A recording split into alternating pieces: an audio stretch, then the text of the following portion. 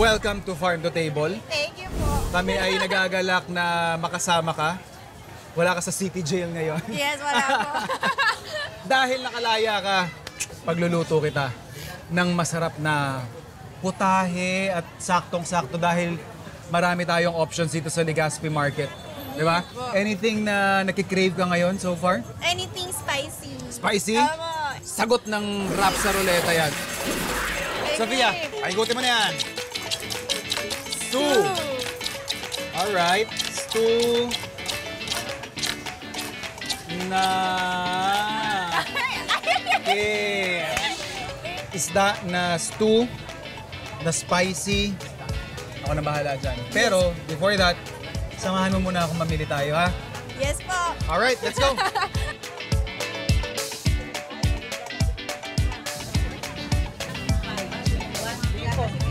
Ma'am, magkano po sa tampal? Tampal ano sir? Tampal na lang. May kasama akong bata eh. Ma'am, pwedeng pa-fillet na rin. Curious pa rin ako sa name. So we have fish. Anything you wanna pair it with? Fish.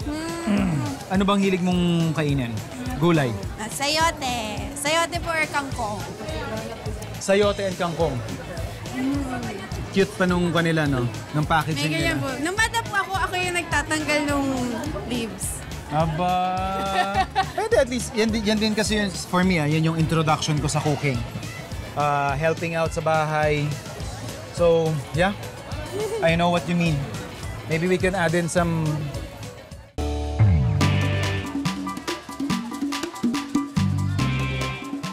Nandito po ako sa Legazpi Sunday Market and nag-e-enjoy ako so far kasi ngayon na lang ako ulit nakapunta sa mga gantong lugar. Pinakagusto ko, ang daming iba't ibang klase ng food. May nakikita akong apple pie! Pwede po pa try? Yeah, sure. Ano po ito? Our apple pie, this one is sugar-free. Oh, sugar-free! Para sa mga nagda-diet dyan! Try ko. Eee! First time ko magda-try ng apple pie, guys. Kaya pala ako masaya. Okay. This one. Oh! Ang sarap! Ang sarap niya! Promise, guys, kasi sabi sugar-free, pero alam mo yung lasa pa rin yung sweetness. Ayan, meron din silang custard donuts. Alala ko si Allen. Wow! Si Allen kasi, guys, mahilig siya sa custard donuts. Super! Thank you po. Ako ngayon ko lang itong matatry. Pinapanood ko lang si Allen kumain ng custard donuts. Okay. Tignan na yung reaction ko, guys. What?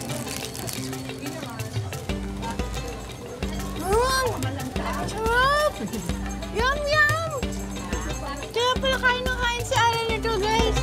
Alam naman natin na bag collector ako. And marami akong iba't ibang collection. So, merong gawa sa knits, meron yung mga tela, meron yung mga canvas. Pero ito, guys, kakaiba siya kasi gawa po siya sa inner tube ng gulong. Tinitignan ko nga, sabi ko, paano? Tapos hanggang sa nakita ko to, sabi ko, okay, gawa nga siya sa gulong. So, dito po si Miss Clarice, ang owner na CicloPilipinas.com. So our bags are made from repurposed tie rubber. So ito yung mga interior salbabida na kinokolekta namin all throughout Metro Manila, all the way to Bulacan at saka Laguna. Ito yung mga tinatapon na, as in discarded na, wala na siyang silbi. Wala na pong pag-asa. Yes, yes. So what we do is collect them and then the term we're using is upcycling. Upcycling means repurpose. So hindi siya dumaan ng kahit anong proseso. It's just like washing it and then turning the trash into new products.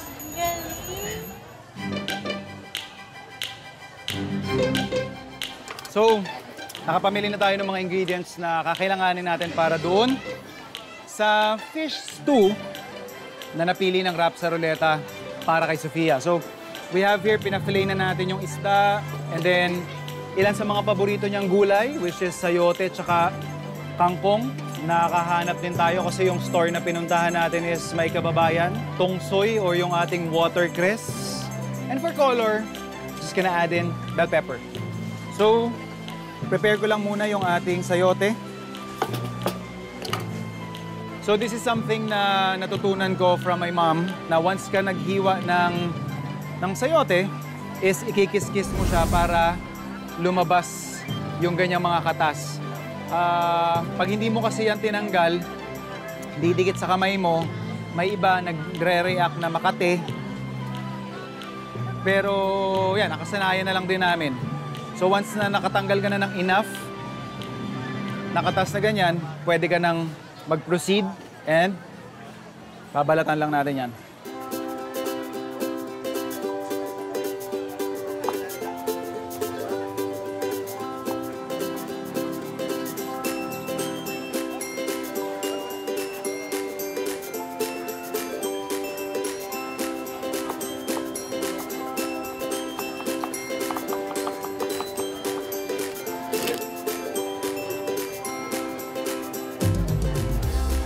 Since ready na yung ating mga fresh components, pwede ko nang hawakan yung ating fillet ng isdang dapa.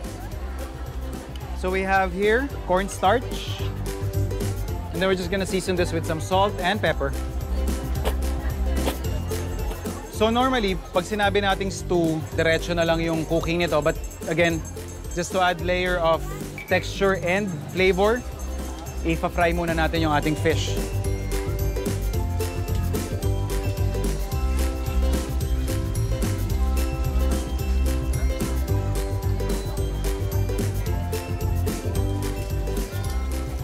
So habang binabrown natin yung unang side ng isda, isasabay na natin yung ating sibuyas at sayote.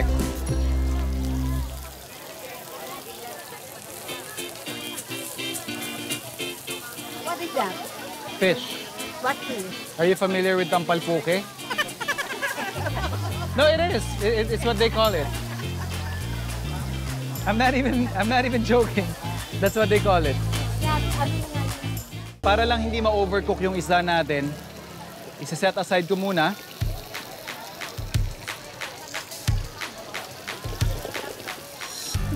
Kasi at this point, mga 60% na itong luto. And then as it rests, tataas pa yung kanyang pagkakaluto. We're just gonna add in our bell pepper. Yung ating tongsoy. Yung ating sili.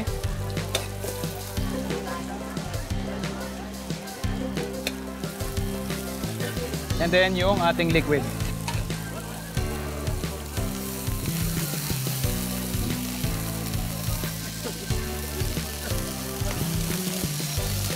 And then bago natin ibalik yung isda, medyo kakapalan ko lang yung sauce natin using slurry. Just to balance yung seasoning natin, lalagay lang tayo ng oyster sauce. And then to finish off, yung ating kangkong, more tongsoy, tsaka syempre yung isda natin.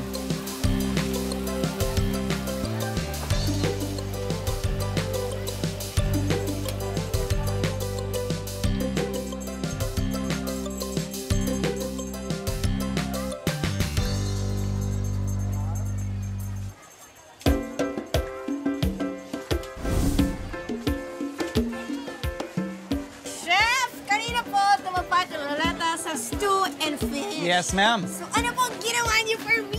Eto na yan, Neneng. Hindi mo na kailangan magantay ng matagal. Mabilis lang yung dish natin. Gamit yung isda at saka mga gulay na pinamili natin dito mismo sa loob ng Legazpi Sunday Market. Ito na yung ating stew. Yan, using yung isdang dapa. So we have here yung bell pepper, yung request mong sayote at saka kangkong are there. So ito, syempre may kasama tayong rice. Kanin. Diba? Mandatory. Mandatory yan. So I hope na ready ka na sa isang... Oh, Diba, ang ganda ng vibe. yes po. Ang fresh ng ingredients natin, locally sourced. Kaya dapat yan, titikman na natin yan. Mm.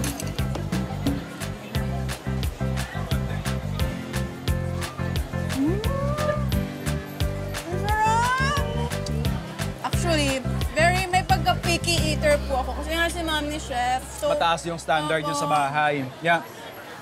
So, minsan po sa labas, nahirapan ako kumain kasi nakukompare ko po sa luto ni mami. Kasi everyday yung kinakain ko parang hotel type na food na parang, sarap! At ganyan po, Yeah. promise, sarap. Super. So, pasado naman.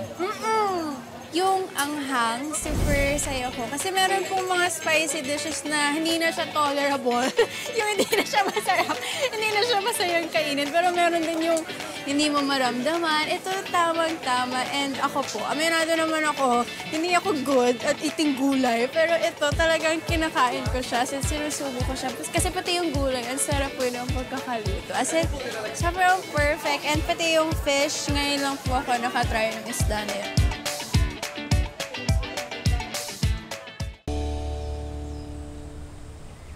Kapag hihimayin natin kung ano ba yung mga components, kung bakit I think talagang world-class ang Filipino flavor, it's because of the combinations that we tend to apply dun sa mga dish na kahit man original sa atin yan or siguro nakopya na lang natin at nasama na lang sa kultura natin.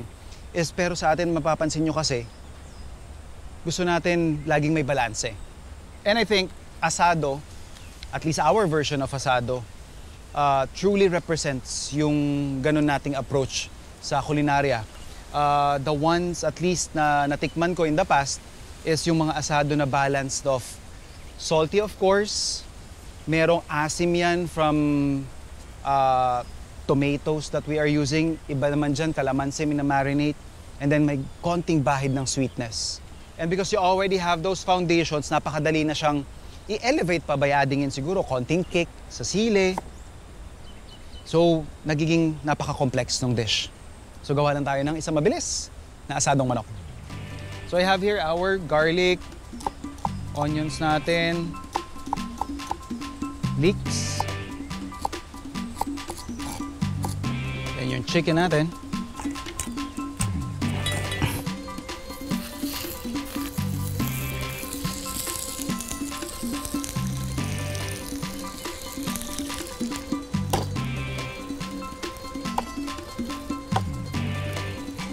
So once na mabigyan natin ng magandang browning yung labas ng ating chicken, pwede na nating igisa.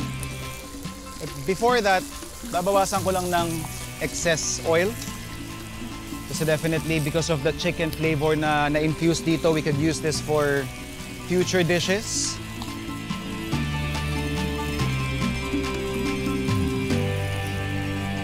At this point, gagawin lang natin yung pinaka-sauce niya, bubuin lang natin yung flavor. So meron na tayong mga fonts dyan, o yung mga caramelized bits. We will basically deglaze it with our tomato. Kung panahon na gagawin nyo to, mas mura yung fresh tomatoes. By all means, yun yung gamitin nyo.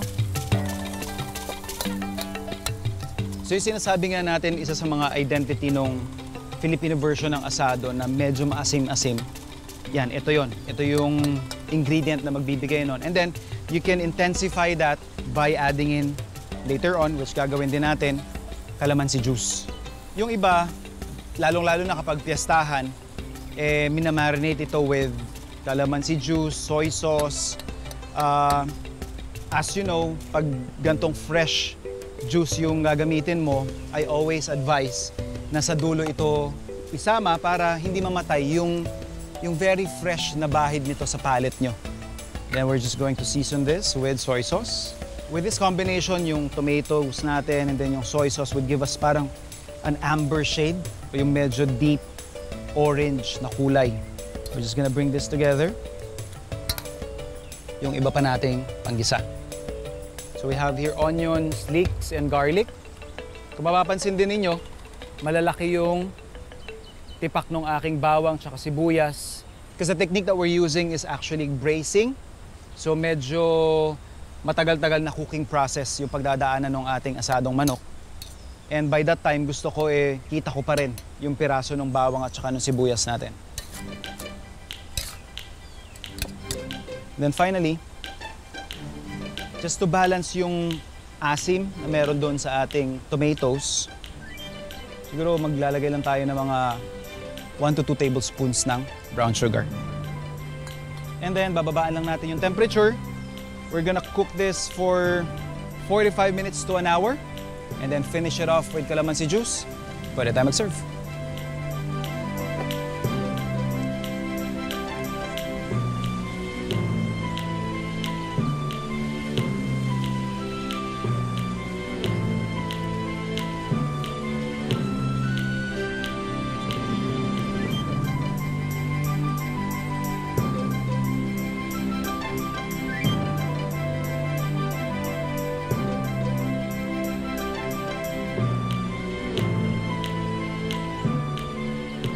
And we're just gonna finish it off with our calamansi juice para dun sa super kick ng asim sa dulo.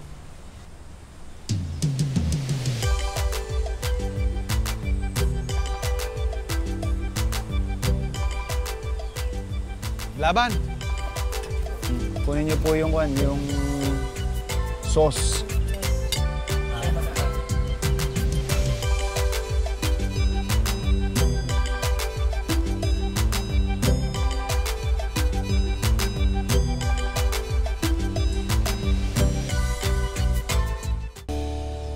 Kapag papasok ka sa culinary school, may mga traditional dishes na kailangan kang mapagdaanan. Isa na dyan, yung duck à l'orange or duck orange.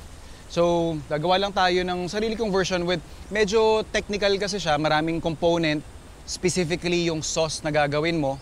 But this time, gagawa tayo ng isang mas simpleng version. Gawa tayo ng duck orange. So, ito yung ating Peking duck. Farm raised, dito yan. Sa farm ni Sir Danny. So, bago ko siya palambutin, kasi yung traditional na duck orange or duck al orange ay niro-roast. This time, gagamit lang tayo ng pressure cooker para yun nga, mas madali, mas simple, and mas replicable. Mas practical gawin kung sa bahay niyo siya balak subukan. One of the requirements ng duck al orange, ng ating duck orange, is for us to have a very nice broth. Kasi ito yung magiging pinaka-puso, ika nga, nung ating sauce. So, I'm making sure na itong lalong-lalo na yung paa na punong-puno ng collagen, tsaka yung ulo, isasama natin sa pagpapalambot ng ating duck dish. And then, we're just gonna toss in, syempre, mga bawang,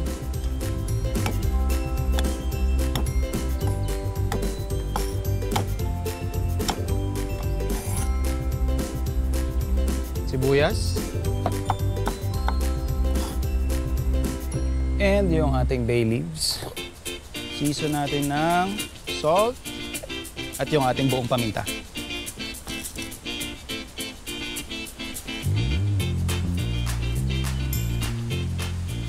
So ilalak lang natin siya, sisilang natin siya, and then we're going to pressure cook this for at least an hour. And then babalikan natin siya, extract natin yung sauce, and then we'll finish off the dish.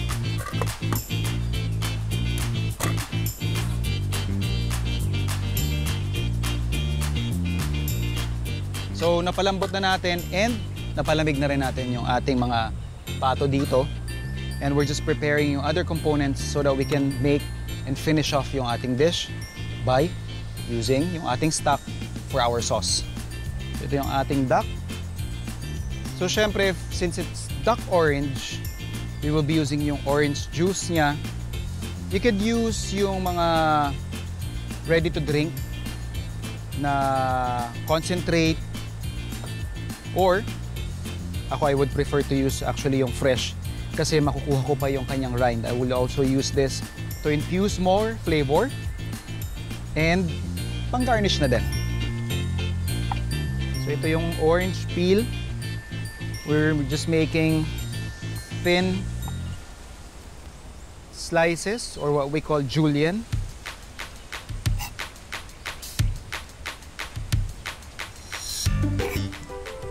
And also, as mentioned, napaka-importante ng stock dito. So for the sauce, magre-reduce lang tayo ng sukang paumbong. Meron tayo ditong onions.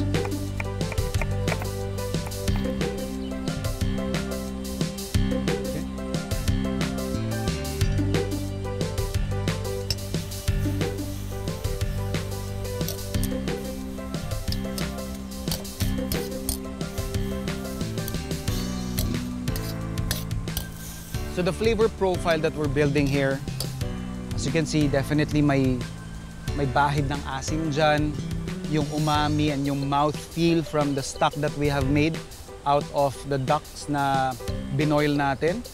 And then, sweetness, we'll be adding here some honey, also for texture para rin maganda yung itsura ng ating sauce.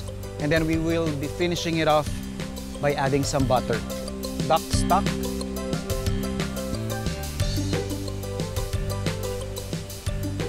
syempre, yung ating julienne na orange peel. Let's also add some cloves of garlic.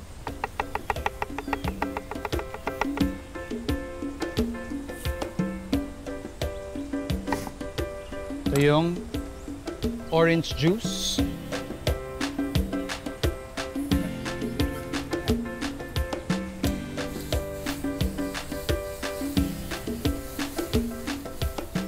Adding in our honey.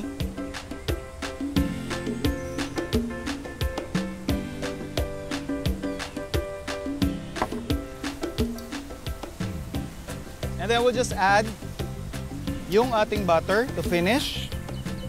Turn off the heat para lang din magkaroon siya ng mas makinang pang itsura.